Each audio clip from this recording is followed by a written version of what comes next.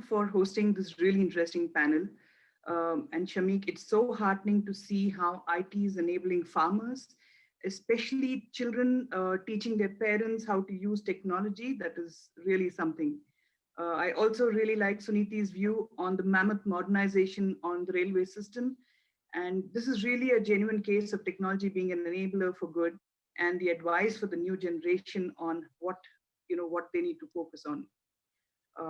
And the focus which Dr. Sunita shared with us on how technology is enabling the much needed quality in telemedicine, making roads into India. We have another very interesting session coming up, which brings together experts from the cutting edge world of artificial intelligence and machine learning for a unique panel discussion on collaboration, research, and work-life balance. Please welcome our panelists, Surbhi Goel, postdoctoral researcher at Microsoft, Shobna Narasimhan, Jawaharlal Nehru Center for Advanced Scientific Research, Lakshmi Gayatri, software quality architect at VMware, and we have Sairam Veeraswamy from VMware managing this panel. Thank you, Sunita. Good morning, everyone. Good morning, everyone, and welcome to this episode of Nirman Edition. And what a great way to really celebrate diversity in technology across the board. I mean, this is one of the most things that I really enjoy all the time. And thanks for inviting me. And this episode is something special and very, very close to my heart. And this panel is all about, women in research. This is sort of stretching the envelope above and beyond technology and different vectors. So this panel, we are going to talk a lot about, what's going on in research space and getting a dimension on, what's a woman's role, key role in advocating, promoting research across the board. We'll touch on global context, but we'll also talk about the local, context as well for the benefit of audience. And we have a power panel with we are really honored to have a distinguished delegate on our panel today. And as you know, just to give you a little bit more context, I look at research into 4 different buckets. Experimental research is all about having the problem understood, but seek out for a better truth by devising or exploring better solution for those problems. Exploratory is all about seeking out new problem in a known domain, and basic research is all about challenging some of the assumptions around the domain and broadening the territory of the domain itself. And applied research sort of fits in between experimental and basic. And there are multiple ways to classify, but today we are going to touch on these 3 relevant areas of applied research, experimental research, and exploratory research, which touch literally all of us, the panelists as well as the audience. So we are going to draw from the collective wisdom and then make sure that that we all get the benefit of the experience and wisdom of the panelists. With that being said, we will we have a really packed agenda for the panel today, and we will take the question at the end of the panel as always. So with that, we welcome the panelists again, and thank you very much for making it. It's indeed a privilege to have you here. And as a procedural thing, we'll just go through a brief round of introduction, and I would request Dr. Shobna to start. Dr. Shobna.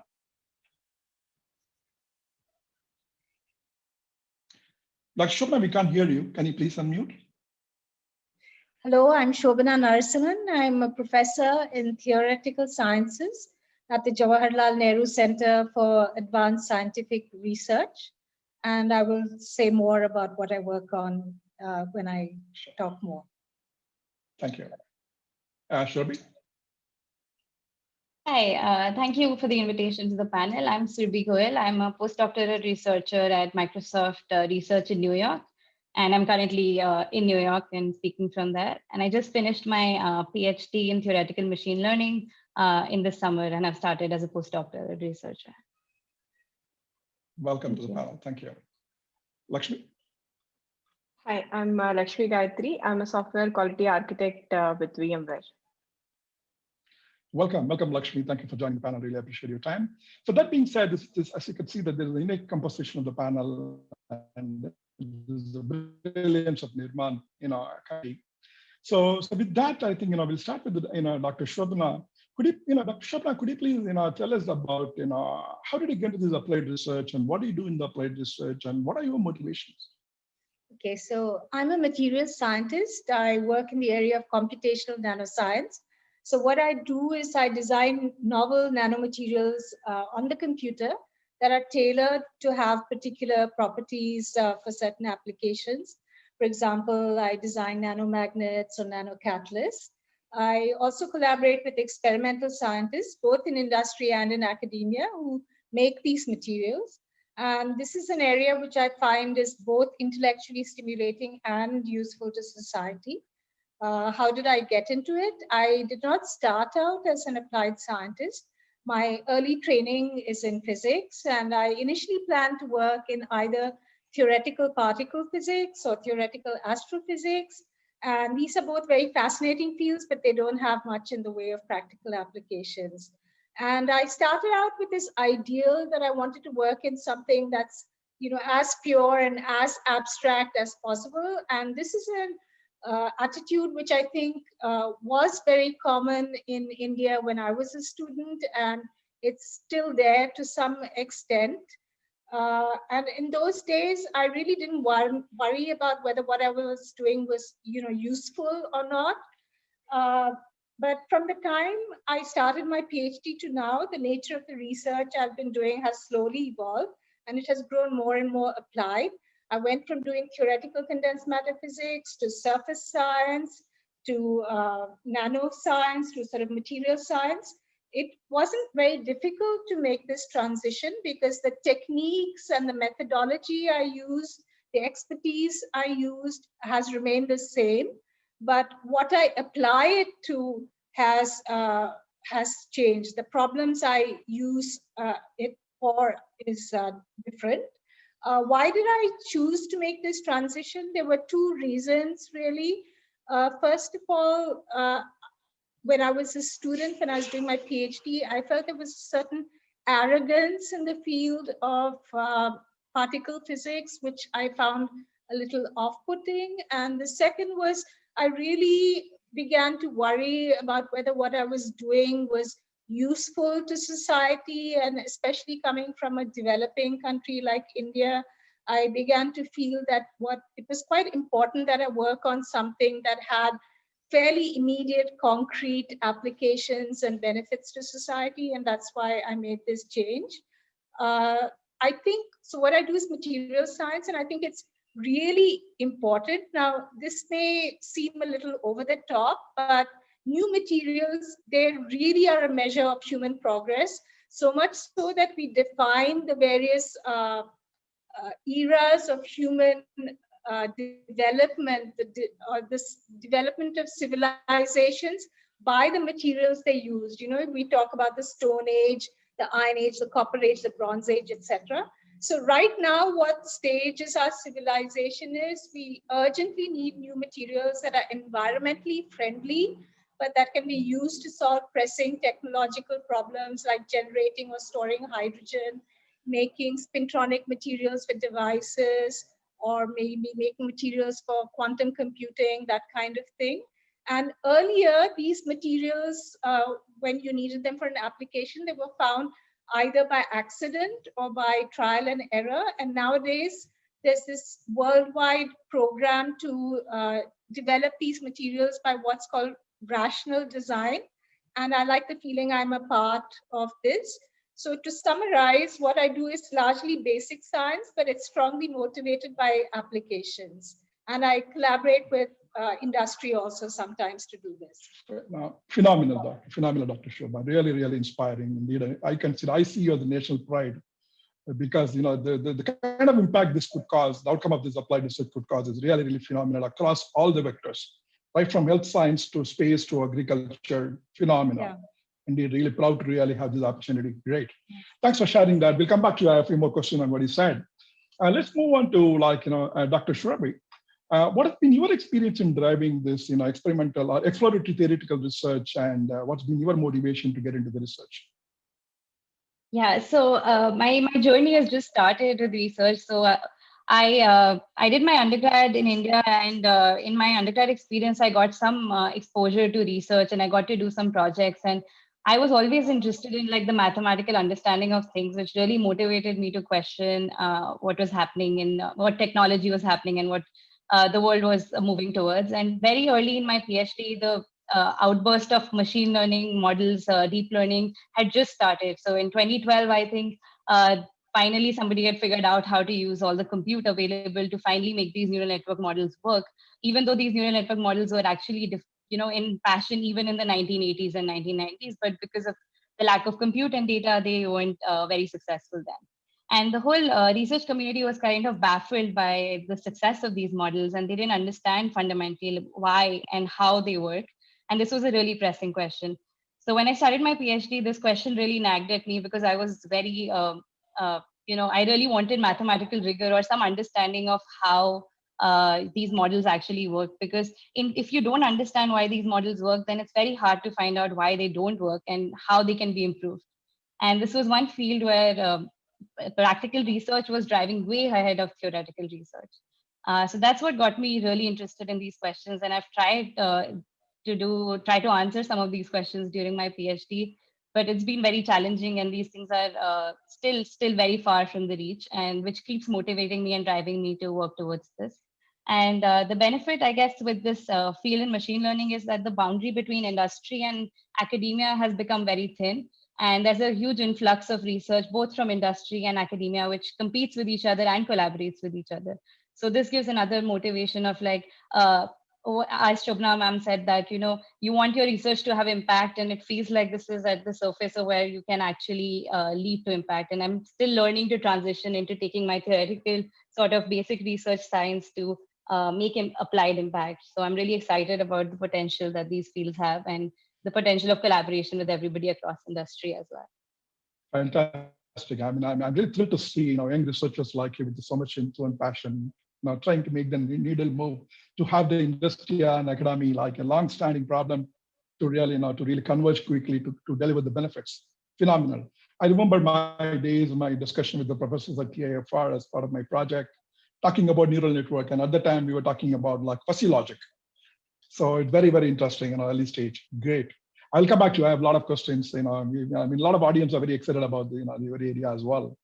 So we have another person on the panel, very interesting, Lakshmi Gayatri. And Lakshmi, I mean, you are an architect in R&D. I mean, many of us are, there's an ambiguity around our part of R&D. So what does research mean to you, and where and how do you draw the passion for driving this kind of research? What I call it experimental research. Yeah. So R&D, I would say, it is like research and development together. They need to be in a balanced equation. And then research itself, we can categorize it something like a basic research, and then the experimental one where we actually try to do some POCs. So in basic research, what happens is we try to identify the problem, a problem first, and then see what is the importance of the problem, and then come to the stage in the applied or experimental, saying that how this problem can be solved. There can be various ways in which a particular problem can be solved, and we should be doing some proof of concepts in order to determine which is the best solution to go forward. And there will be several other factors to weigh in when we identify the best solution. And then comes the development research. So when the pipeline completes, wherein you say that, okay, this is my identified problem and this is how it needs to be solved, that is when the design and then the development actually starts. So it's like completely giving life to an idea and then productizing and giving it to the hands of customers is what research means to me, especially in R&D. And then I am passionate about solving problems. So most often what I realized in my career with working on premises and cloud is that we should be able to identify the problem itself. Shouldn't just accept it when we see it that, okay, this is how it is, this is how it works. But then when we start questioning everything, and then we start questioning like, why is this like this? Can it be improved? Can I do this differently? If a deployment to cloud is taking 25 minutes, can I make it under in a few seconds? So every place, every blocker, or every problem, the moment we consider it as an opportunity to innovate, I think it would be very interesting for anybody to do it. And it's not just in R&D, be it any field, any business unit you're associated. At every stage, there is innovation. So innovation can happen at anywhere. It can come from anyone. So I am passionate about it because I like solving problems. And then first of all, adding a different ideology, saying that, this is when everyone accepts it, you can just go and say that, oh, okay, maybe this is not something which we should accept it. Maybe we can solve the problem. Solving such problems would be, it's very interesting. So that's when I like doing that. And user experience is also one thing which I'm very passionate about. So when we build great products, the products have to be having great user experience. If you build something great and users are not able to use it, or they have to do 1,000 steps to even get to what they want, that's not what we would like to have it in the design phase.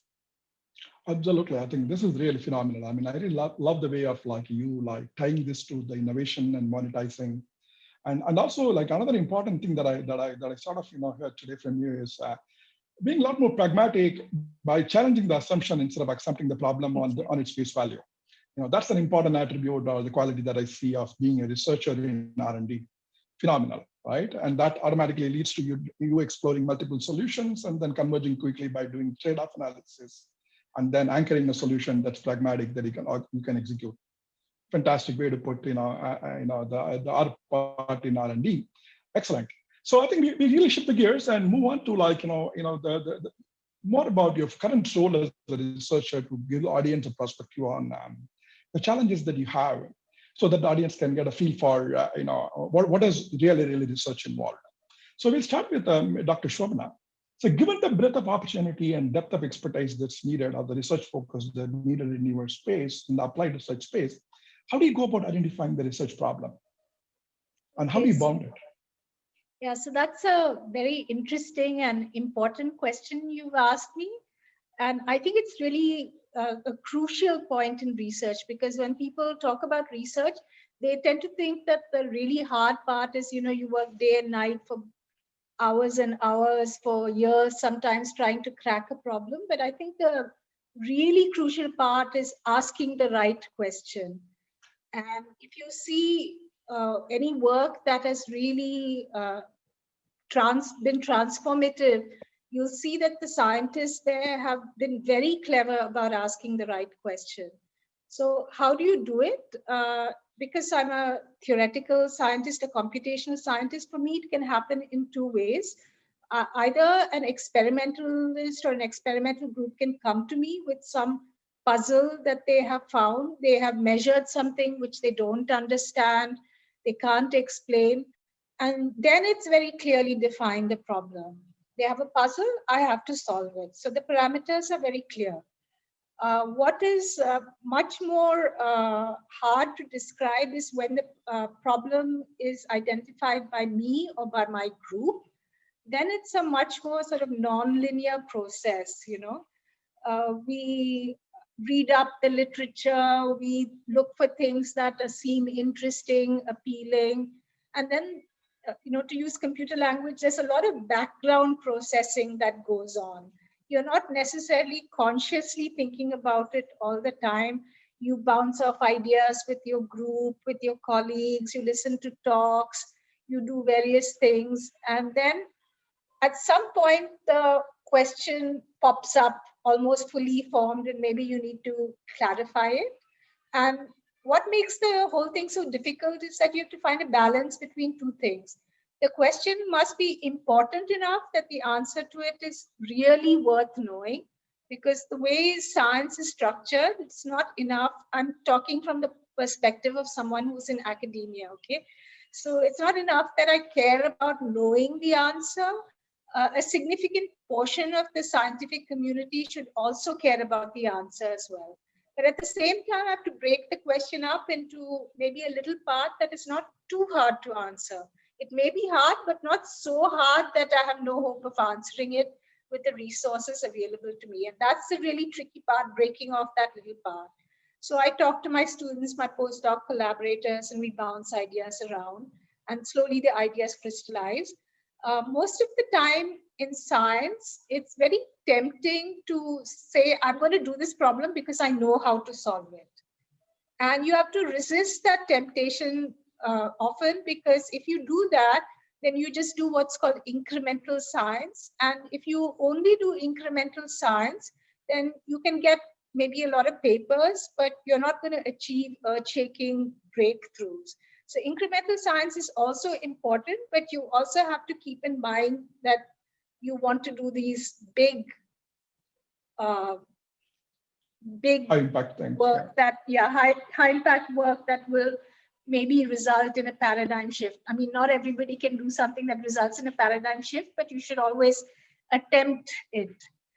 So what advice could I give to someone who wants to go into research? I think you should, try to find something that really, really interests you. So there's this game that a friend of mine taught me where, you get together a group of people who are looking for something to work on, and you have these giant post-it sheets where everybody writes questions to which they really want to know the answers. And then you stick these post-it sheets up on the wall, and then everybody moves around, and you don't talk to each other. This is apparently a very important thing in this game. But you maybe put extra questions, you group the questions together. And this is one way of formulating what you want to work on. And you have to read the literature. First, you read the popular literature, then you slowly start reading more and more technical papers. And then you maybe you can also listen to talks. There are lots of very good talks on YouTube. And in this way, you can slowly identify a problem you want to work on. Excellent. I think that you put it very eloquently. It's all about researching the truth, not working with assumption and also what we know of. Then we'll end up producing papers, but not really making the real impact and causing paradigm shift. Yes. I agree. I think research is all about researching the truth. So phenomenal, great. And with that, we move on. I have a follow-up question, Dr. Shobhana. I will come back to you, but sure. And so I have a question to Shobhi, particularly the ML being the fascinating space and is most happening space on any domain, and there are a lot of hype around it as well. And how would one go about dealing with it, particularly as a researcher? How do you help people disambiguate this clutter? Right, I mean, everyone believes now with hype around machine learning that any problem can be solved with AI and ML. So what would be your advice for them to really, so that they really apply ML as a tool for solving the right wicked problem? That's a really good question and a very, very big challenge that ML is facing right now.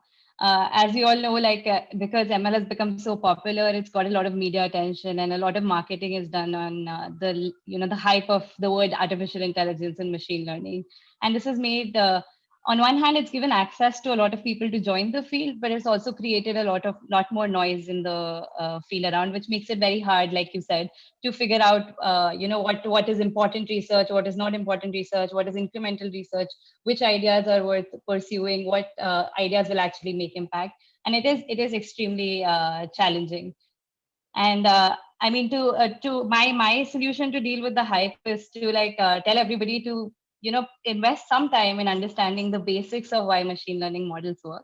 There is very, very basic studies. There's amazing blog posts, amazing articles that many people have written, which are basics of understanding machine learning, which would, help remove this idea of how AI is just a magic box that, everything that's put in, it just solves the problem. So that's kind of the hype that the media has created around it. But actually, if you open it, it's very basic mathematical models that are running, and they're just taking in a lot of data and a lot of compute and just producing results. So if everybody just spent a little bit of time to understand the basics, it would be very great that when they read the articles or read any kind of hype that's created, they can actually disambiguate whether this is exactly hype or is this actually meaningful work. Also, since the research community is kind of self-correcting in a lot of ways, that if a work is important, the work will get used by people and will get validated over time. And it's easier to figure out what these big impact changes are. So in some way, the scientific community does have this resetting element where all the good works will eventually resurface and people will eventually value them. So I do believe in that being a solution to this. As a researcher, there are other aspects that become challenging because it's very hard to keep in track with all these various research that's happening in the ML community. I can give an example. So now the conferences that I submit to are in the last 4 years have almost 4 times the number of submissions that they had before. And right now there are 10,000 submissions to the conference, which is extremely challenging. If you think about reading 10,000 papers, it's going to be impossible for you to keep track of. Could ML be used to solve the problem? I mean, people have tried. People have tried. There's all kinds of grouping and sorting and that to figure this out. But it makes it a lot more challenging. So you have to really be figure out what problems interest you, what areas are the focus that you want to create, and kind of focus there on specific focus and thinking big on what Shobna ma'am said really resonates with me. Like thinking not like what is going to solve this problem right now, but like 5 years down the line, which work of yours will actually have an impact, or what problem or what question you're trying to answer will have an impact. Not making your model like maybe 1% better right now, but like a longer term goal is what will help disambiguate like what the hype part of it is and what the actual impact part of it is. Phenomenal. I think with the digital transformation like driving every business crazy. I think application of AI ML is really, really crucial, and getting it right is super important. I'm glad that you are looking at both the sides. Fantastic. And Lakshmi, I have an interesting question for you. I mean, given the new norm in software engineering, aka agile, we engineers have a tendency to jump into implementation from day one. So how do you go about harnessing this, so-called the pragmatic researcher mindset, so that you don't lose the balance and make sure that your execution decisions are well founded on the real facts? Yes, Adam, that's a very important question. I think it applies to all of us in R&D. So even in Agile, so we will have to enforce that it is designed first. So even a single line of code should not be written unless and until we finalize the design, and then the design goes through the review process. And as Shobana and Surbhi said, right, I really like the phrase wherein just because you know how to solve it, you don't have to solve it the same way you did.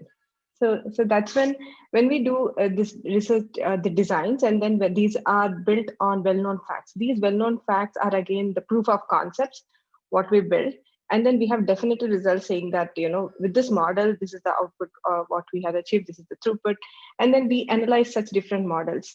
And these models in the review process, they give us a 360 degrees kind of view. A few of the things we may not have looked at, few of the challenges, probably in the design phase is what somebody would let you.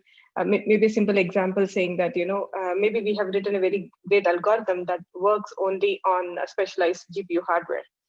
We cannot expect every customer to be having GPU hardware. So you will have to change the way the algorithm runs, maybe put some diffusion or something, and then lease out the GPUs for the program to run. So all these decisions, it's important that design first, and then once the design is approved is when the coding starts. And also for this coding, we'll have to be very careful about the technology stack, what we use. Just because we had been using RDBMS a decade ago doesn't mean we still continue to use RDBMS. So we should be using maybe distributed databases. Everything changes. The building blocks, everything is like shifted and then replaced with something new, something better. And that's where we shouldn't fall into the expertise trap. Saying that, okay, I have done this a couple of years back. I solved a similar problem, and this is a design what I use. We should never repeat our own designs. If we will have to be innovative, we'll have to bring newer solutions, or even otherwise, if we are creating new problems, it's okay. The route what we take, it should be unique, and it should be something that you are satisfied. Okay, I changed this database, and then it's giving me a lot of throughput. So I have a well-funded facts to prove that this design is going to be good. And most often it becomes very hard when you have similar throughputs also from a couple of designs. You will have to choose the one that is best. So there comes the decision making gets influenced by the licensing, the cost, the market analysis. Also look at like competitors, and also the support system. If we are dependent on some third party or some open source, right? What is the commitment to such open source stuff? That when we consume, if we hit a problem, then we need somebody to go and fix it. If it is open source, then we need a commitment and SIG groups also to work in alignment with that. Fantastic. I think I love the way you put it. I think the so-called the pragmatic research mindset, is super important and critical for every engineer, so that we act like scientists and also as an engineer most of the time. And also another thing that I draw from your comment is that there are intangible benefits like patents and all that you could draw from this innovation that we could drive with this pragmatic research approach. Phenomenal. Yes. I see that's really the hallmark of this approach. I mean, having this mindset of pragmatic researcher when you're executing to the R&D commitment. Fantastic. In the interest of time, and also I see some great questions from the audience, we are going to be in the rapid fire mode for next two questions, if I request you. And so given the research being very demanding, and how do you manage the work-life balance? I mean, Lakshmi, why don't we start with, with you? Okay, this is a tough question, Sairam. So rather than, initially when the pandemic started, at least, it was very tough to balance work and life both together. But the thing is, at the end of the day, when we are doing some research work, I think as they say, right, if you have a dream or if you have passion, it doesn't let you sleep. So that's when you'll be so passionate, you put all your energy and sometimes work extra hours or put in weekends and then make that happen. The sense of achievement, what you get once it is done, I think that is phenomenal. It doesn't even match crores of rupees or something, but the self-satisfaction and sense of achievement, I think that's really great. So somewhere you'll have to draw a line between work-life balance or life-work balance. I think I could read from I could read the passion from your facial expression. Phenomenal. I think you're a great role model. I think and I could see how much you really enjoy your work. Fantastic. Thanks for sharing that. To Dr. Surabhi, I mean, what do you think about this work-life balance? And as a researcher, which is much more demanding and having to deal with so much of ambiguity, how do you deal with this work-life balancing? I guess as Lakshmi said that, you can't stop thinking about the question. So it's like it's always running in some background, like I'm always thinking about it. Sometimes I wake up in the morning and I would have been like, oh, I have a solution. I need to try this out and see whether it works out. And then you kind of like at the end realize, okay, maybe it doesn't work. And then you have to keep repeating the cycle. And a lot of research I feel is like, I think 90% of the times your ideas will not work. And so there's a lot of failure you have to deal with. And I think dealing with that is the more challenging part to still keep pushing to I will come up with a new idea and try again tomorrow. And I'll keep doing this. And that's like the motivation to like finally be able to achieve, like how Lakshmi ma'am said that, the satisfaction that you get when you actually solve it makes it all worth it. For me, luckily, like I'm very early starting on and I don't have as much responsibility in my personal life. So it makes my work-life balance much easier and I can, be more aggressive and spend a lot of time on my work. While I still try to maintain like my, for my mental health and mental well-being, that I try to pursue my hobbies and I try to take some time off where I'm trying to block my mind out of research, which is a very challenging thing because if there's some question, you just can't stop thinking. But that's what I try to do. But luckily, like right now, I have not reached the stage where I have to really worry about this, and I'm very happy to hear about it from Shobna ma'am also, how she manages it at her stage. Sure, we'll just go to Dr. Shobna. What are your thoughts? How do you manage it? Could you please share your wisdom? My case is also probably a little bit different in that I'm not married, I don't have children, but still work-life balance is an issue. And interestingly, my case is exactly the opposite of Lakshmi's because the pandemic I found made it much easier for me to manage the work-life balance because before the pandemic set in, I was traveling like crazy. And so it was becoming really hard to manage everything. And then all the travel just ground to a halt. And suddenly, because I wasn't traveling, I had so much more time. And so I have much more time now to devote to non-work issues.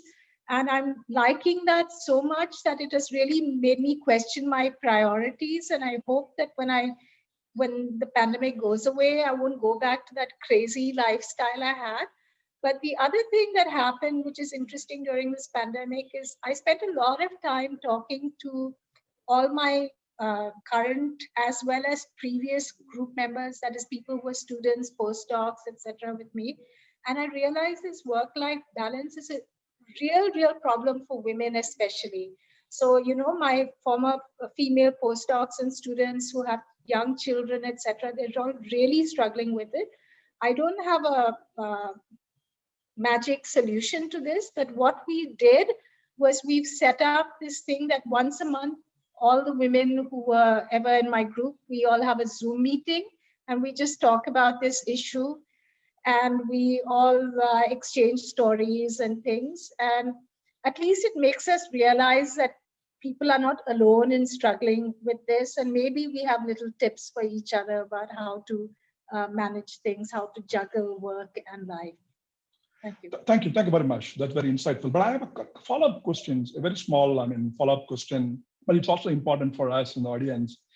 To you, Dr. Shobana and Surabhi, so do you think that the good girl syndrome is really impacting, the progression of women in research? The what syndrome? Good girl syndrome. I mean, the expectation of the community and the social setup, the social fabric, where women are expected to be the perfectionist, right? And I presume you know about this, good girl syndrome. And if you're not familiar, that's fine. I think, it's all about, do you see, given the setup that we are, do you see any impediments for women getting into research and excelling and sustaining and advancing their career?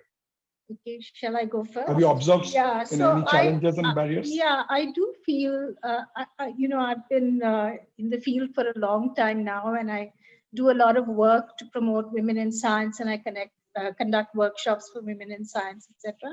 And I do feel this. I do feel, of course, there are individual differences, but there is a difference in how women approach these issues and men approach these issues in general, I think. And women are very hard on themselves.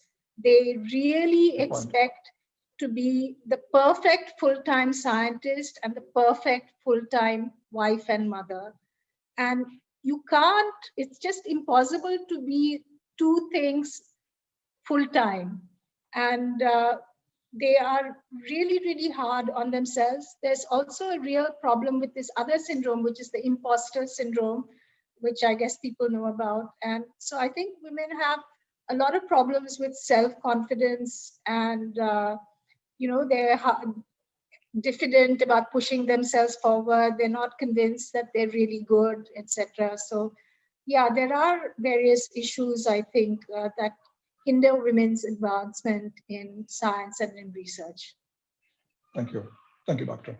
I have a lot of follow-up, but in the interest of time, I'm holding off. We'll go to Dr. Surabhi.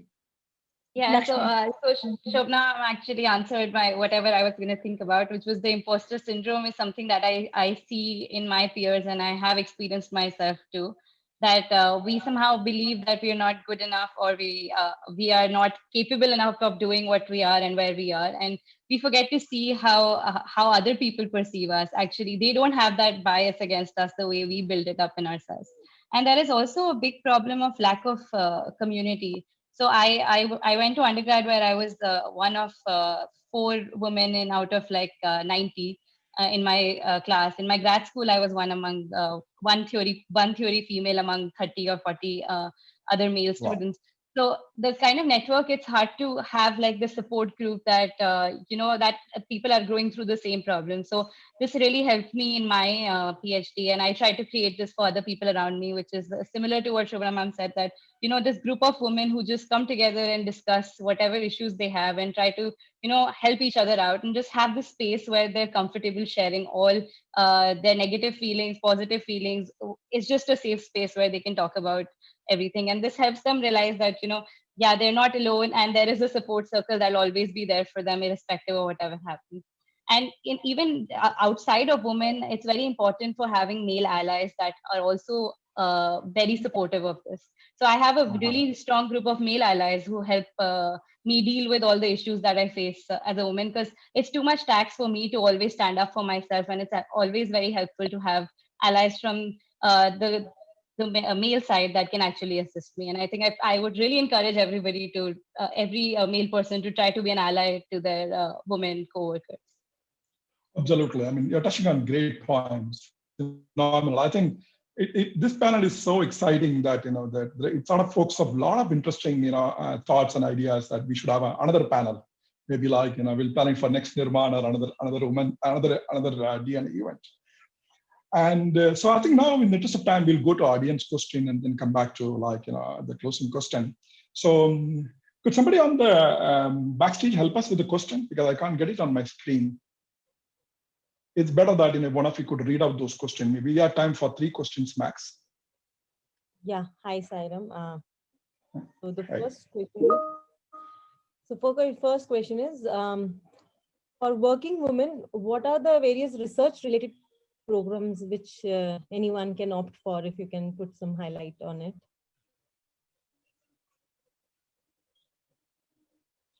Surabhi, you want to see your perspective, give your perspective globally? I feel like as being part of Microsoft, a very direct way I see that working women get involved in research is through and contacting with their research teams in Microsoft. So we have a wing of Microsoft Research and the Microsoft that works on product development. And there are a lot of teams that reach out with their problems. And, when they want to collaborate on research, they reach out to the Microsoft Research arm and establish a connection. And this is a good way of getting firstly getting researchers access to real problems that exist in product team space, and also get a bridge to like how to do research and how to get like some mentorship from the research group. Another thing that I think is very useful that some companies do, which I know at least Microsoft does, is that they organize these small workshops and courses so that people in the more tech side can actually learn about research and learn basic fundamentals to start their research journey. And I think this has been very helpful and was very widely attended when our team organized this event. So that I would be another avenue that I can think of how you can start getting into research. Very interesting. That's a good point as well for me. We're having the same problem. I mean, VMware also has really a strong research group. And in fact, I'm proud to really share this info with you that our research, is headed by, Sugata Banerjee. And she's very accomplished researcher, global researcher, very well recognized in the networking field. And we have been having similar program as well. Thanks for sharing, Can I just say something quickly?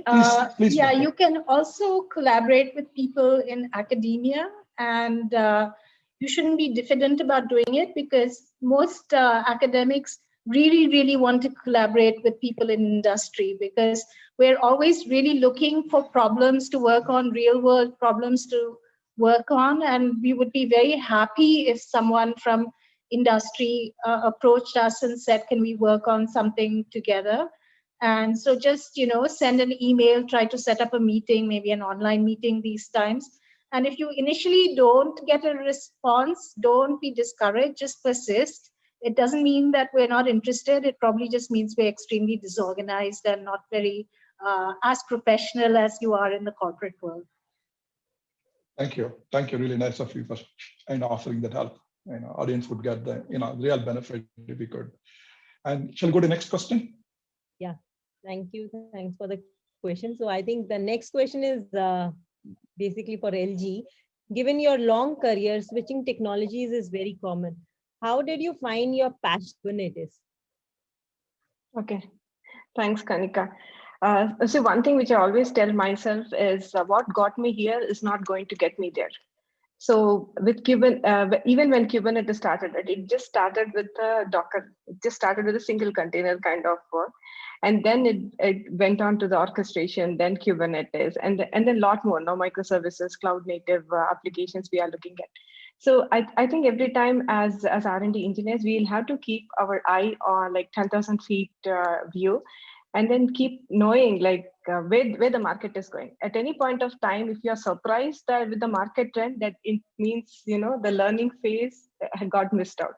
So every time, whenever we should be able to predict, that, the market is going. Now, Surbhi is working on AI and ML stuff, right?